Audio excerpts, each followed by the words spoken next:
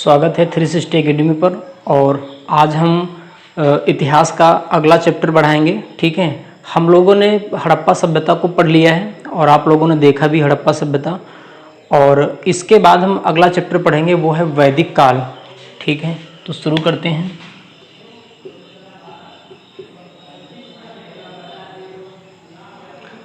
देखिए, वैदिक काल की बात करें तो आप जानते हो इसको वैदिक काल इसलिए कहते हैं क्योंकि इसकी जो हमें जानकारी मिलती है वो वेदों से मिलती है, इसीलिए हम इसको क्या बोलते हैं, वैदिक काल बोलते हैं।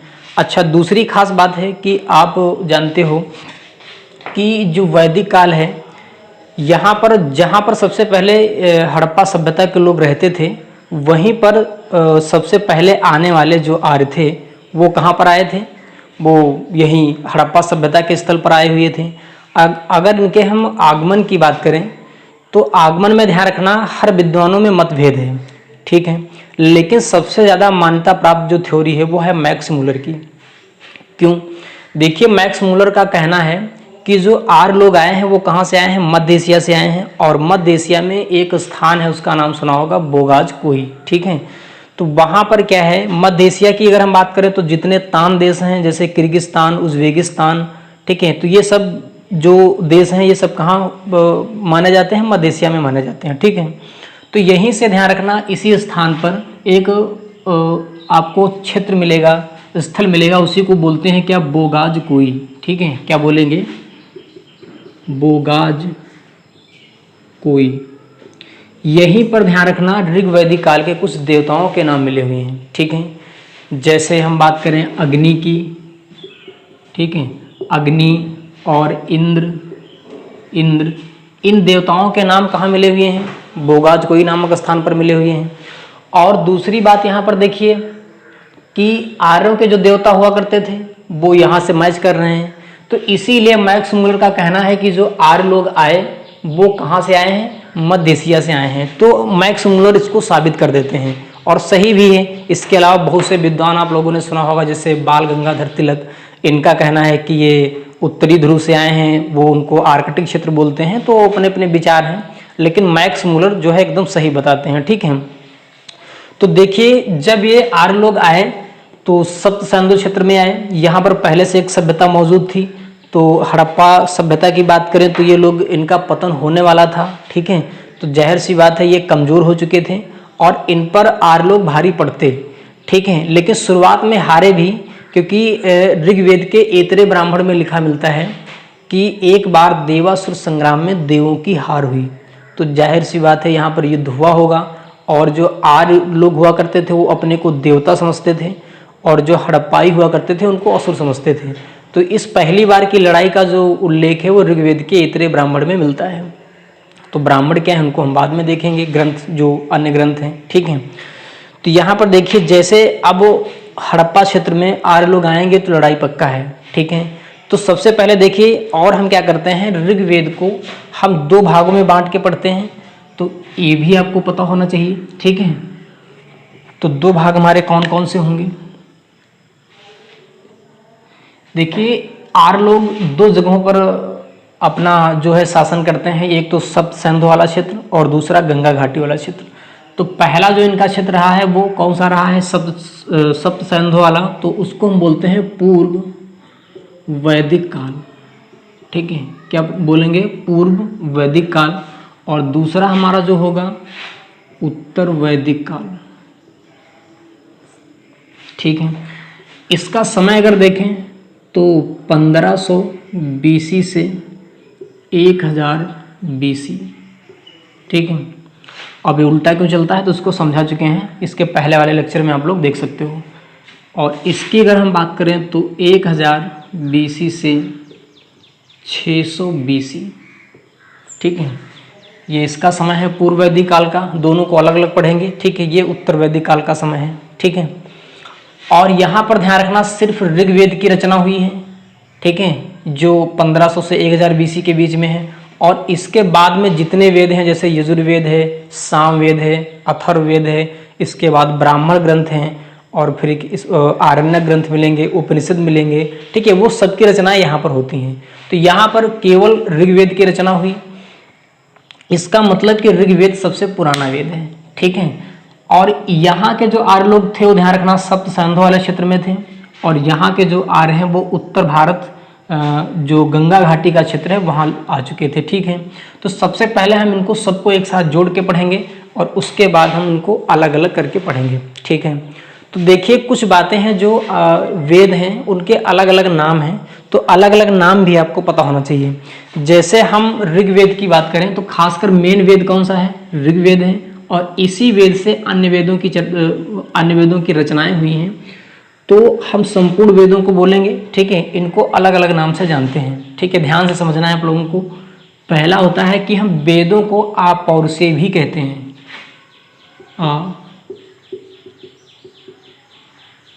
ठीक है। वेदों को क्या बोलते हैं, आपौरुषेय बोलते हैं।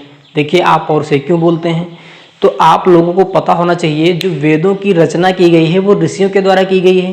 क्योंकि यहाँ आपौरुषेय का मतलब होता है कि जो रचना इसकी हुई है वो देवताओं की सहायता से हुई है, ईश्वर की सहायता से हुई है। कैसे, देखिए पहले जो ऋषि लोग हुआ करते थे तो उनको क्या हुआ, देवताओं के द्वारा, ठीक, देवताओं के द्वारा ऋषियों को एक संदेश मिला, और उस संदेश को ऋषियों ने अपने माइंड में सेव कर लिया, और उसको बाद में ध्यान रखना क्या होता है, बाद में एक व्यक्ति आते हैं, एक ऋषि आते हैं, उनका नाम है वेद व्यास। वेद व्यास ने क्या किया, ऐसी घटनाएं हर एक ऋषि में, कई ऋषियों में हुई थी, ठीक है। जैसे हम बोलते हैं ऋग्वेद में कितने मंडल हैं, 10 मंडल हैं, तो 10 मंडल अलग अलग ऋषियों के दिमाग में सेव हुआ था, एक संदेश मिला था, किसके द्वारा, ईश्वर के द्वारा। तो इसका मतलब कि हमें संदेश किससे मिला है, ईश्वर से मिला है। तो हम मान सकते हैं कि जो ये वेदों की रचनाएं हुई हैं ये व्यक्तियों के द्वारा ना होकर के ईश्वर के द्वारा हुई हैं, इसीलिए हम क्या बोलते हैं, आपौरुषेय बोलते हैं। तो आपौरुषेय आपको समझ में आ गया कि वेदों की रचना किसके द्वारा हुई है, ईश्वर के द्वारा, लेकिन माध्यम ऋषि रहे हैं वो अलग बात है, ठीक है। दूसरी बात देखिए, वेदों को संहिता भी कहते हैं, ठीक है। इसका मतलब होता है साथ साथ। तो वेदों को संहिता कहने का मतलब क्या है कि देखिए ऋग्वेद में क्या है, 10 मंडल हैं। 10 मंडल हमने बताया अलग अलग ऋषियों के दिमाग में सेव हुए थे, ठीक। अब यहाँ पर बाद में आते हैं वेद व्यास। वेद व्यास जी क्या करते हैं, सभी ऋषियों से अलग अलग जो संदेश मिला हुआ था वो सबको इकट्ठा करके एक पुस्तक बना देते हैं।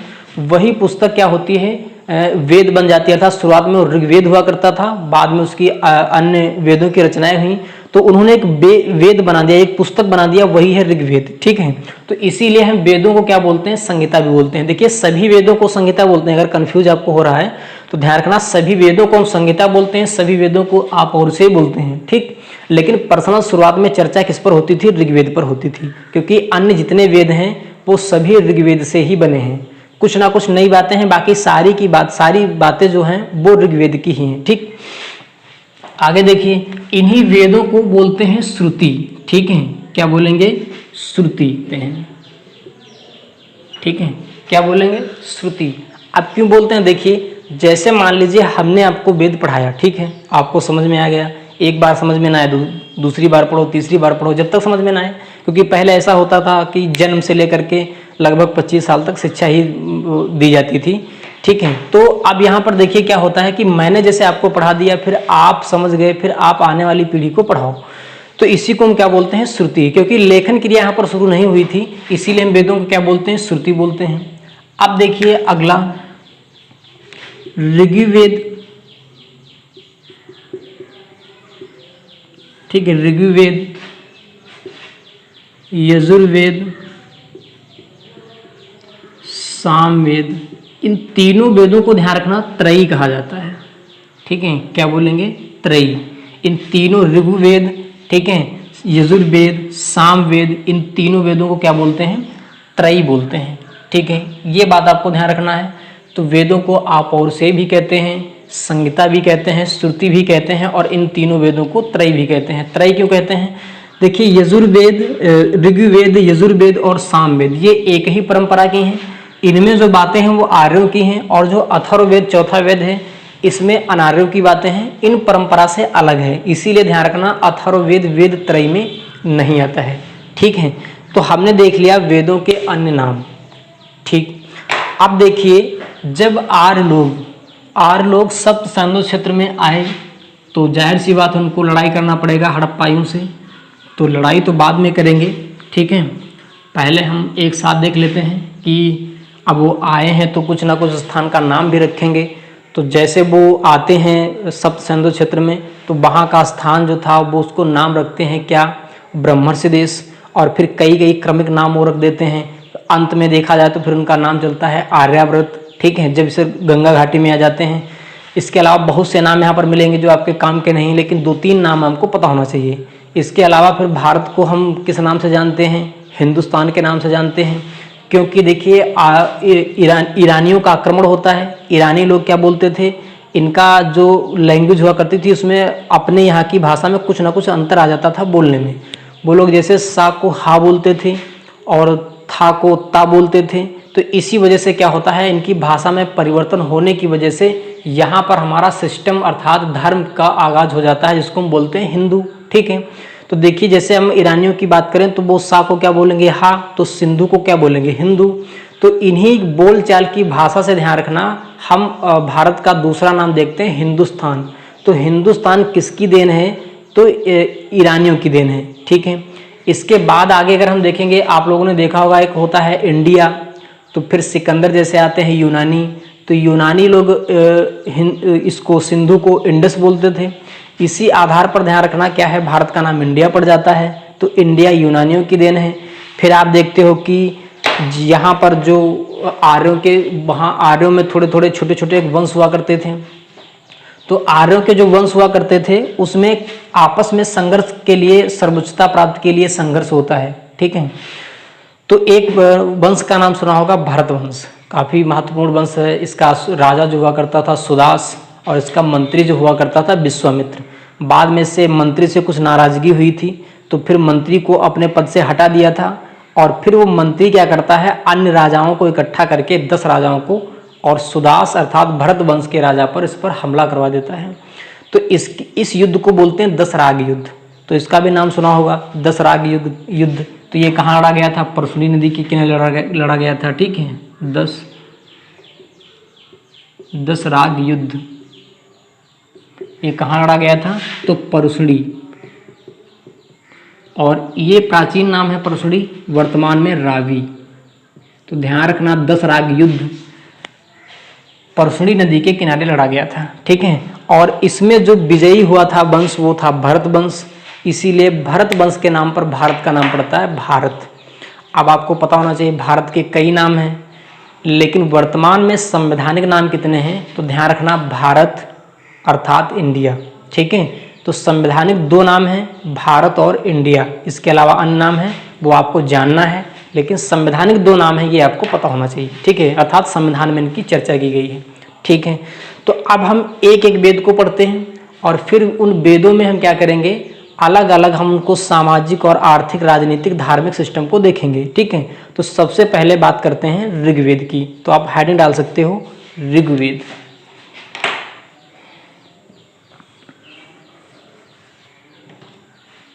ऋग्वेद, ठीक है। पहला वेद हमारा कौन सा है, ऋग्वेद। इसके बारे में सामान्य बातों को समझते हैं। देखिए होता क्या था, वैदिक काल के लोगों की अगर हम बात करें तो उनको तो पता नहीं था, वो साइंस तो पढ़े नहीं थे, कि जैसे मान लीजिए कि सूर्य है, ठीक है, सूर्य सुबह निकलेगा शाम को अस्त होगा, तो उनको ये नहीं पता था कि ये क्रिया हमेशा होती रहेगी। तो इसीलिए वो लोग क्या करते थे, वो प्रयास करते थे, प्रार्थना करते थे कि मतलब सूर्य देवता की प्रार्थना कर रहे हैं कि सुबह आ भी जाना, मतलब कल फिर से आ जाना, ठीक है, शाम होगी तो आने वाले का फिर इंतजार करते थे। तो सुबह की जो प्रक्रिया होती है उसको बोलते हैं सावित्री, ठीक है। तो सावित्री बोलते हैं, इसीलिए ध्यान रखना कि जो ऋग्वेद का 3रा मंडल है वो विश्वामित्र द्वारा रचित गायत्री मंत्र है, वो सूर्य देवता को समर्पित है। ये बात आप सभी को पता होगी। तो गायत्री मतलब क्या बोलते हैं, जो सुबह सुबह की जो स्थिति होती है सूर्य की, उसको हम गायत्री बोलते हैं, ठीक है। तो ये लोग क्या करते थे, आर्य लोग सूर्य की प्रार्थना किया करते थे कि सुबह फिर आ ही जाना, ठीक है। ऐसा उनको इंतजार था कि अगर नहीं आएंगे तो दिक्कत हो जाएगी। तो ध्यान रखना ऋग्वेद के 3रे मंडल में क्या है, सूर्य देवता को समर्पित, ठीक है, विश्वामित्र के द्वारा रचित क्या है, गायत्री मंत्र है, जो लोग सुबह सुबह गाते हो, ठीक। दूसरी खास बात देखिए, तो इसमें फिर क्या आ जाती हैं, अगर प्रार्थना करते थे तो मान सकते हैं कि इसमें स्तुतियां हैं और अच्छा दूसरी खास बात है कि इसके अगर भाग की बात करें तो आप जानते हो कि जो ऋग्वेद है इसमें 10 मंडल हैं, ठीक है, क्या है 10 मंडल, ठीक है। अब 10 मंडल आप लोग सोच रहे होंगे कि ये मंडल क्या है, तो देखिए हम आप बोलते हैं अध्याय, अगर हम किसी विशेष चैप्टर को बांटते हैं तो क्या बोलते हैं अध्याय, और अंग्रेज लोग जब इसी चैप्टर को बांटेंगे तो चैप्टर बोलते हैं, ठीक है, अगर उसको किसी पार्ट को अलग करते हैं तो क्या बोलेंगे चैप्टर। और तुलसीदास जी ने लिखा है कांड, ठीक है, वो अध्याय को क्या बोलते हैं कांड, हम आप क्या बोलते हैं अध्याय, अंग्रेज लोग क्या बोलते हैं चैप्टर। तो वेद व्यास जी ने बोला है मंडल, तो एक ही बात है, तो आप समझ गए कि मंडल क्या है। और दूसरी बात ऋग्वेद में ध्यान रखना 10-28 सूक्त हैं, ये सूक्त क्या है मंत्रों के समूह हैं, ठीक है, क्या है मंत्रों के समूह हैं।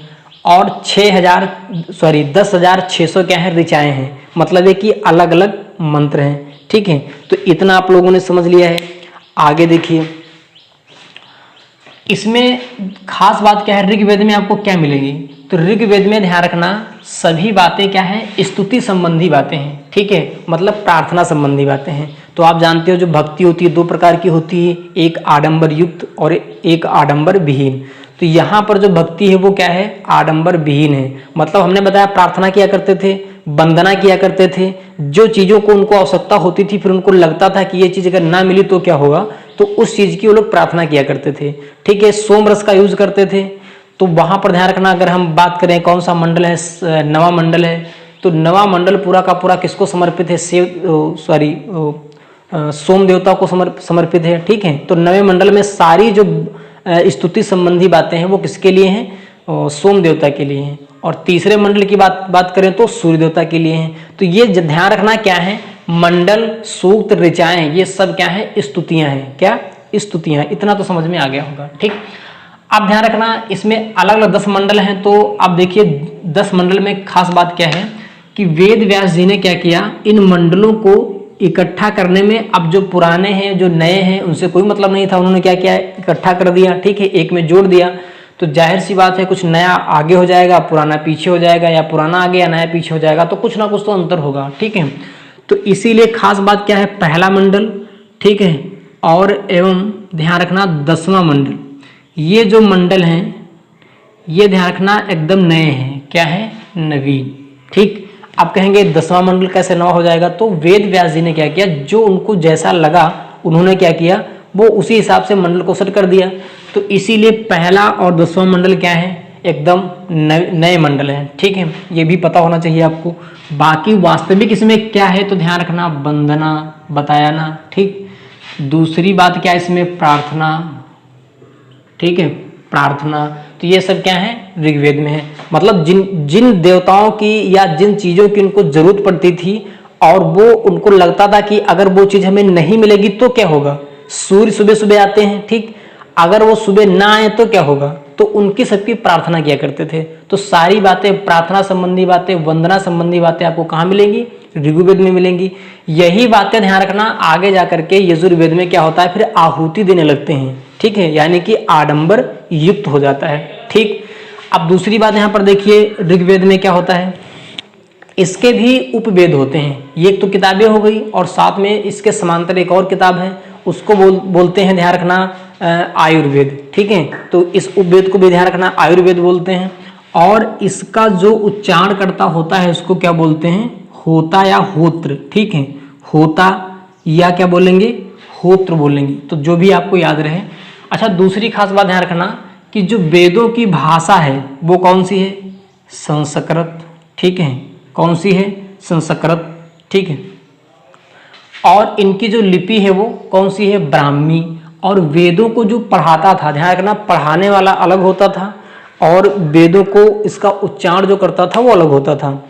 तो पढ़ाने वाले को उपाध्याय कहते थे और जो इसका उच्चारण करता था वो अलग होता था। तो हर वेद का अपना अपना अलग अलग उच्चारण करता होता है। तो ऋग्वेद का उच्चारण करता कौन सा हो जाएगा होता, ठीक। और ध्यान रखना इसका हमने बताया कि उपवेद कौन सा हो जाएगा आयुर्वेद हो जाएगा, ठीक है। आयुर्वेद से संबंधित इसमें बातें हैं, बाकी इतना आपको पर्याप्त है याद होना चाहिए, ठीक। अच्छा, इसके अगर हम उपनिषदों की बात, अच्छा इसके जो ब्राह्मण ग्रंथ हैं, देखिए बहुत सी बातें इसमें क्या संस्कृत में दी गई हैं, ठीक है। जो ऋग्वेद है वो किस में दिया गया है, संस्कृत में दिया गया है, तो इसको समझना आसान है नहीं, तो इसकी गाइड भी बनाई गई है, वो है क्या, ब्राह्मण ग्रंथ। हर वेद के अपने अलग अलग ब्राह्मण ग्रंथ हैं, ठीक है, ब्राह्मण ग्रंथ। तो ब्राह्मण ग्रंथों में जैसे मिल जाएगा, ध्यान रखना, हम कुछ ब्राह्मण ग्रंथों की बात कर लेते हैं, जैसे मिल जाएगा ऐतरेय ब्राह्मण ग्रंथ और कौशितकी ब्राह्मण ग्रंथ, ठीक है। आप पूछेंगे ब्राह्मण ग्रंथ क्या है, तो ब्राह्मण ग्रंथ वेदों की गाइड है, तो हर वेदों के अलग अलग ब्राह्मण ग्रंथ हैं, ठीक। तो ऋग्वेद का ब्राह्मण ग्रंथ कौन सा है, ऐतरेय और कौशितकी, ठीक। तो इतना इस वीडियो में पर्याप्त है। अगर दोस्तों अच्छा लगा हो तो सब्सक्राइब, लाइक और शेयर कर देना। फिर हम मिलते हैं अगली वीडियो में। धन्यवाद।